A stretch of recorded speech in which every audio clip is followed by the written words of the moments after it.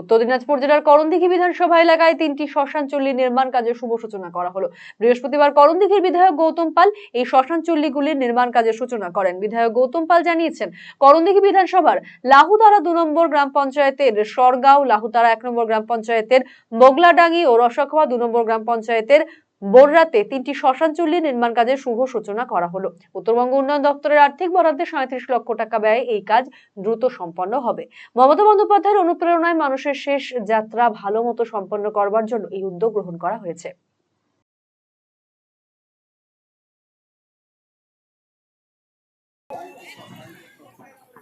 করছি আপনাদের যাতে কোনো প্রাকৃতিক দুর্ঘটনা না ঘটে। সকলকে প্রণাম, নমস্কার, অভিনন্দন, শুভেচ্ছা। যে শ্মশানটা কিন্তু 2024-এ ঠিক করুন যে কোনো ভাবে, এটা আমার অনুরোধ থাকে।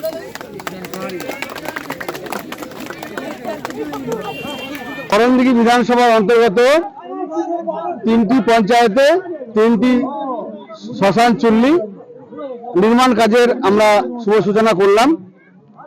উত্তরবঙ্গ উন্নয়ন দপ্তর থেকে এই শ্মশান চুল্লি আমরা কাজ শুরু করতে পেরেছি। তার বাজেট হচ্ছে 3টে মিলে প্রায় 37 লক্ষ টাকা।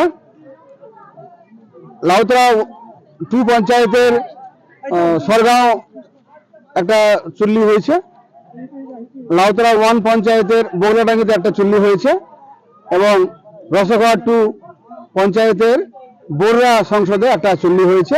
এই 3টা চুল্লি মিলে 37 লক্ষ টাকা বাজেটের কাজ আমরা শুভ সূচনা করলাম।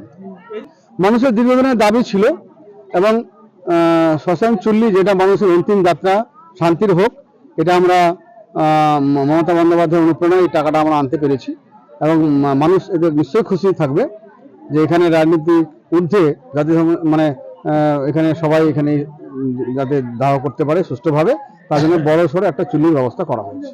সবাই আমরা মিলেমিশে একসঙ্গে থাকি। নতুন বছর আছে, 2025 পড়ে গেছে, আজকে 2 তারিখ। সবাই একসঙ্গে আনন্দে থাকুক, মিলেমিশে থাকুক, উন্নয়নের কাজ যাতে আমরা করতে পারি। মানুষ আশীর্বাদ করুক আমাকে যাতে আমি আরো শক্তি পাই, আরো কাজ এলাকায় করতে পারি, এটা মানুষের কাছে প্রার্থনা করছি।